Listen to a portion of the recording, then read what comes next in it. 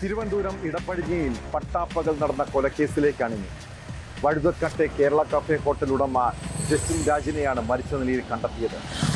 സംഭവം കൊലപാതകമെന്നാണ് പോലീസിന്റെ സംശയം. ജസ്റ്റിന്റെ ഹോട്ടലിൽ ജോലി ചെയ്യുന്ന ഇതര സംസ്ഥാന തൊഴിലാളികളെ കേന്ദ്രീകരിച്ചാണ് അന്വേഷണം നടക്കുന്നത്. സംഭവത്തിന് ശേഷം സുഹൃത്ത് സ്റ്റാൻലിയുടെ സ്കൂട്ടറുമായി ഇവർ കടന്നു കളഞ്ഞെന്നാണ് സൂചന.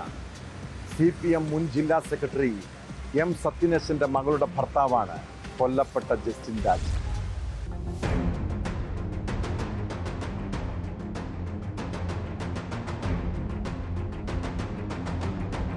രാവിലെ 9 മണിയോടെയായിരുന്നു ജസ്റ്റിൻ രാജ് സുഹൃത്ത് സ്റ്റാൻലിയുടെ ബൈക്കെടുത്ത് ജോലിക്കാരനെ കാണാനെന്ന് പറഞ്ഞു പോയത്. ഉച്ചകഴിഞ്ഞും കാണാതായതോടെ സ്റ്റാൻലി മ്യൂസിയം പോലീസിൽ പരാതി നൽകി.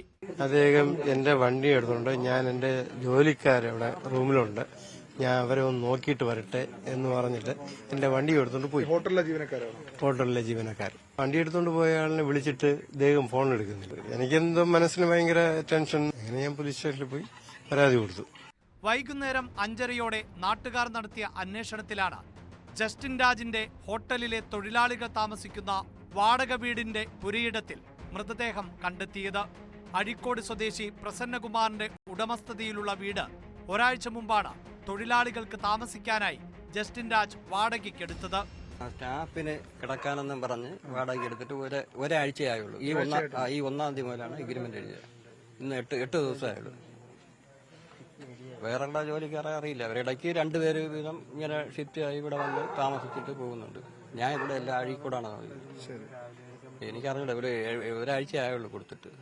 ജസ്റ്റിൻ രാജിന്റെ ഹോട്ടലിൽ ജോലി ചെയ്യുന്ന ഇതര സംസ്ഥാനക്കാരെ കേന്ദ്രീകരിച്ചാണ് അന്വേഷണം. 7 പേർ പോലീസ് കസ്റ്റഡിയിലുണ്ട്. 2 പേരെ കാണാനില്ല. സ്റ്റാൻലിയുടെ സ്കൂട്ടറുമായി ഇവർ കടന്നുവെന്നാണ് സൂചന.